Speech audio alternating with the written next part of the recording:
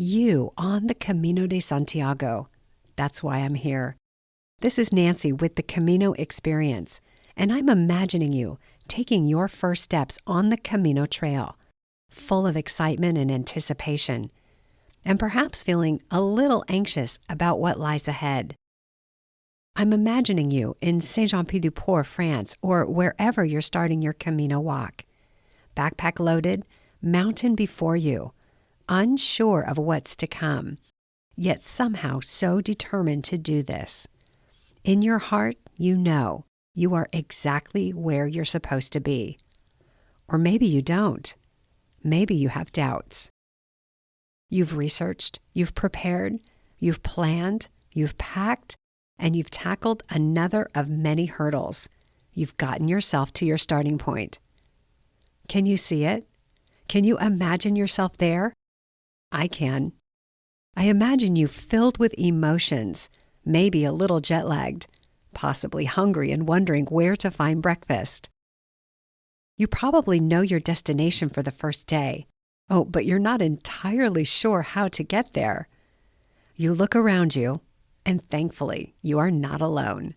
There are other pilgrims, and like you, they are eager to connect, make friends, and perhaps most important, not walk out of Saint-Jean-Pied-du-Port alone. How did you get there, to Saint-Jean or wherever you're starting your Camino journey? How did you know what to pack, where to sleep, where to find breakfast, or how to use those trekking poles? How did you end up there on your own or with the group you'll be walking with? How did you work out your budget or how far you'll walk that first day and every day after that? See, the first step you're going to take on the trail leaving Saint-Jean-Pied-du-Port or wherever is by far and away not the first step of your Camino journey. I'm here to talk with you about those first steps and all the steps you need to take to get to your starting point and on your way. This podcast is for and about pilgrims getting ready for their first ever pilgrimage on the Camino de Santiago. Now, you could be in one of several places. You could be ready to go. Flights booked, accommodations booked, you've got all your gear, you're just waiting for your departure date. Or at the other end of the spectrum, you could be someone who's just heard about the Camino and you haven't yet committed. You haven't said, yes, I'll do it, yet. Or you could be somewhere in between. You know you want to make the pilgrimage. You've said yes in your heart, and you've even started planning, but you haven't committed to a departure date.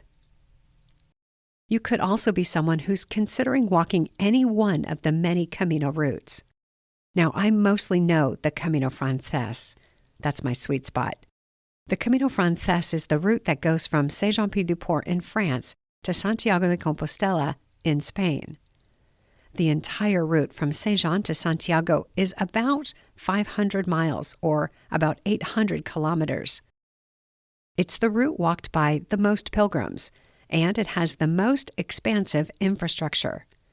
And when I say infrastructure, I am referring specifically to the pilgrims' hostels or the albergues located along the route where pilgrims can stay. The other thing I love about the Camino Frances is the incredible hospitality you'll find along that particular route.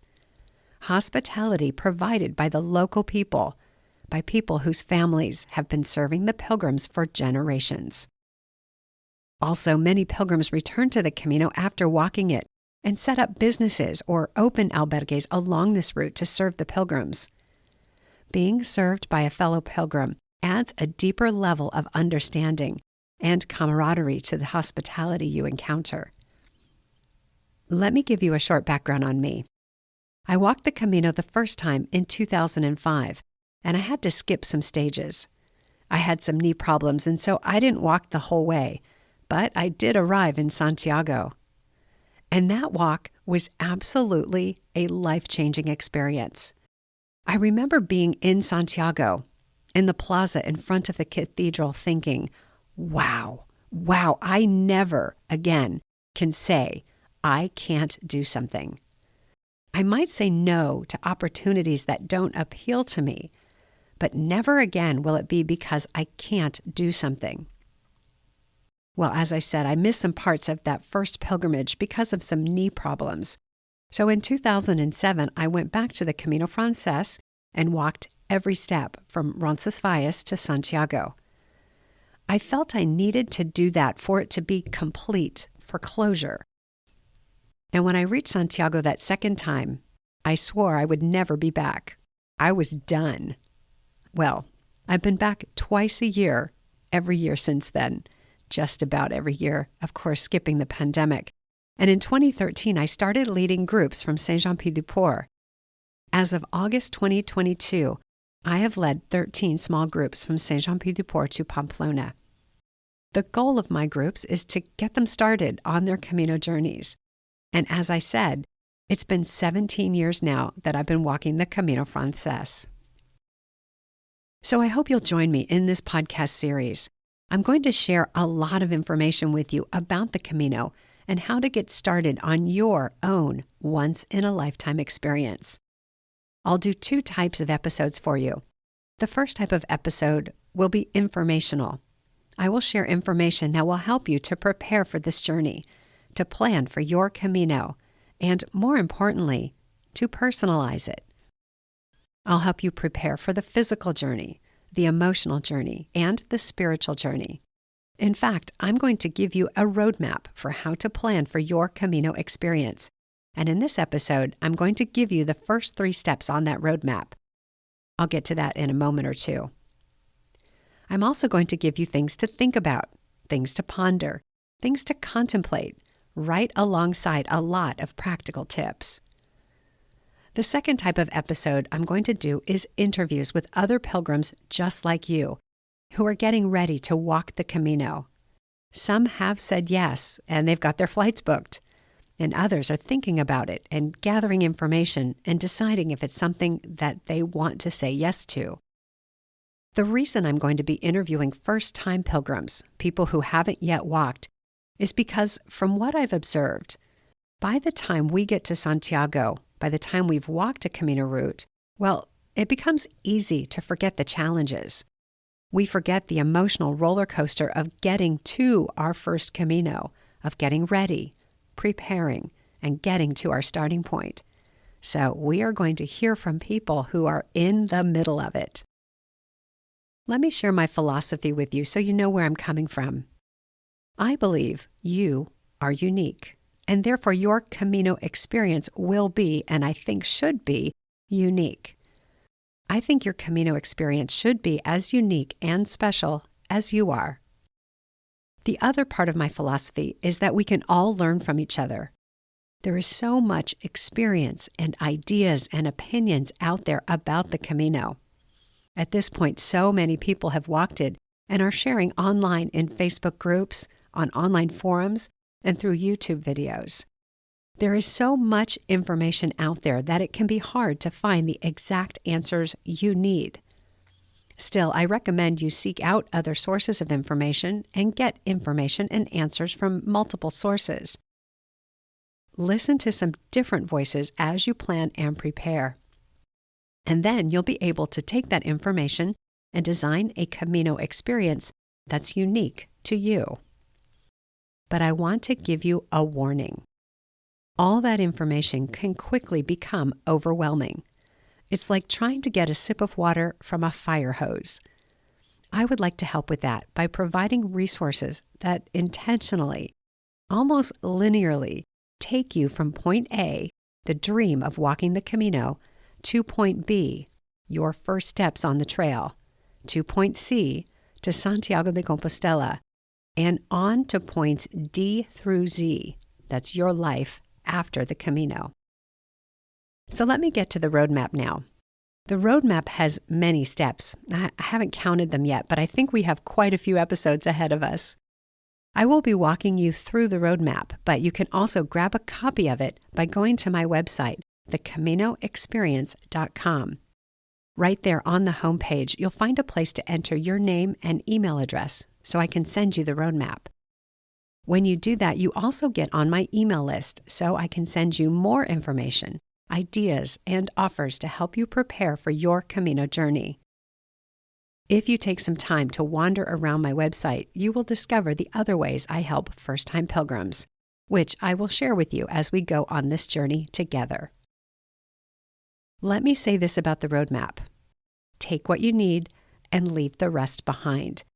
See, you're in a different place on the roadmap than maybe the pilgrim sitting next to you. You've already heard some of the steps in the roadmap. You may have already taken many of the steps in the roadmap. So take what you need and leave the rest. Let's look at the first 3 steps of the roadmap right now. The first step on the roadmap is to go for a walk. That's a good one when you're planning to walk the Camino de Santiago. So let me ask you a question. If I said to you, hey, let's go for a hike tomorrow.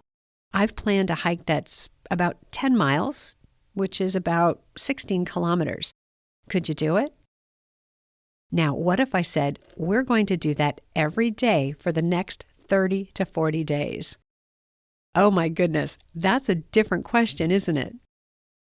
When I say go for a walk, what I mean is put on your most comfortable walking shoes, grab some snacks and some water, and go for the longest walk you can do right now with your current level of fitness, and see if you like it. See if it feels like something you'd want to spend a month doing. In a future episode, I will share with you a training plan that will lay out how to prepare for the physical challenge of the pilgrimage. But right now, what you really want to answer is the question, is this something you'd want to do? Is this something you would say yes to? The second step on the roadmap is to do a little research. When you first hear about the Camino, immediately you have some questions. Questions like what and where and why and how much. I recommend the next step that you take is to do some research. Ask some questions. Look around online. Like I said, there are lots of videos and books and Facebook groups and online forums. You will want to find out what exactly is the Camino. What does it mean to do the Camino? And why would you want to do this? I'm going to answer those questions in the next episode, by the way. The next step on the roadmap is to talk to people. Talk to people who have walked one of the Camino routes and who have stories to share.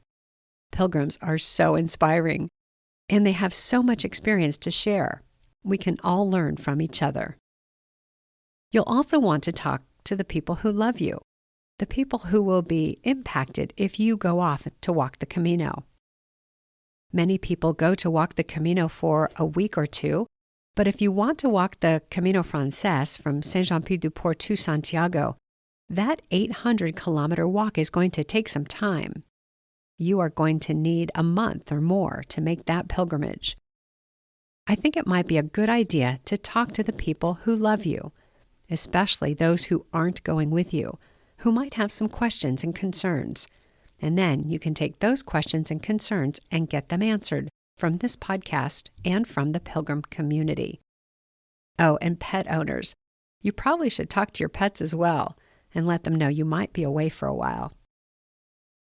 So our first 3 steps are to go for a walk, do a little research, and talk to some people. And by that point, you might be able to say a solid yes or no. The Camino is for me. Or the Camino isn't for me. If you say yes to walking the Camino, here's my next question for you. Can you reach your feet? I know, what a crazy question. Can you reach your feet? Well, there's that age-old challenge. Can you touch your toes? Well, in this game, you get to bend your knees, so it's not that hard. But as we go through life, especially modern life, we do a lot of sitting. And what happens when we sit? Our hips tighten up, and it gets harder to reach our feet. So, can you reach your feet? Here's the run-through. Can you reach your feet while sitting in a chair like the one at the kitchen table? And then, can you reach your feet while sitting on a soft couch? Can you reach your feet while sitting on a bench in the park? How about on a small, low rock? And then, the final exam for reaching your feet? Can you reach your feet when you're sitting on the ground? I ask this because this is what you're going to have to do when you walk the Camino. Your feet are your transportation vehicle, and you'll want to make sure you can reach them so you can massage them and care for them. Tape them up. Care for blisters if they occur. You got to reach your feet, okay? Can you? Well, I've got a whole roadmap for you, and that will unfold in future episodes. Again, if you want to get your copy of the roadmap so you can follow along, go ahead over to my website, and you'll find the sign-up form right there on the homepage. You can also check the show notes for this episode. I've got the link there for you to go right to a page where you can sign up to get the roadmap. Oh, my website again is thecaminoexperience.com. But before we wrap up today, I'm going to give you a bonus tip, what I call a top tip. They're like pro tips. You'll find these top tips all throughout this first season of the podcast. This tip is for everyone, whether you're about to leave home to go to your starting point, or if you're just booking your flights and accommodations, or if you've just heard about the Camino. Here it is. Don't rush the start. Whether you're starting in Saint-Jean-Pied-du-Port or one of the other cities along the Frances route, or if you're starting from Porto or Lisbon or Ferrol or Oviedo, this tip is for you. I highly recommend slowing down the beginning. Take an extra day at your starting point. The reason I say this is because you will never again get the chance to have a first Camino. Never. There's only one first Camino. Savor it. Enjoy it. Slow down and look and listen and feel and taste and really enjoy that experience. Saint-Jean-Pied-du-Port, for example, is a beautiful town. When I first went to Spain, I was delighted to find my picture of France come to life. As an American, I always had this image in my mind of what France would be like. I imagined small villages with narrow cobblestone streets, flower boxes in the windows with red flowers, and men wearing black berets sitting in cafes sipping coffee. And don't you know, that is Saint-Jean. It's a beautiful town. Saint-Jean-Pied-du-Port means St. John at the foot of the pass, which makes sense for its location at the foot of the Pyrenees Mountains. It's picturesque and it's charming, and it will be filled with this wonderful pilgrim energy, filled with people just like you who are getting ready to take their first steps towards Santiago. It's a wonderful place to spend an extra day. Also, there's a pilgrim's office in Saint-Jean-Pied-du-Port that's open throughout the day. There you will get your credencial or pilgrim's passport and your first stamp or sello to document your journey. So that's the first top tip. Don't rush the start of your Camino walk. Also, let's back that up to the planning stage and your preparations. You certainly could decide to walk the Camino and in a month be on the trail. You could also just take your time and enjoy the planning and the preparations and the anticipation and the conversations that you get to have about it. Okay, we are at the end of this first episode of the You on the Camino de Santiago podcast. I'm so grateful that you've joined me today, and I look forward to sharing more information in future episodes, and also introducing you to other people who, like you, are getting ready to walk the Camino de Santiago. Thank you for being here. I wish you a beautiful Camino journey.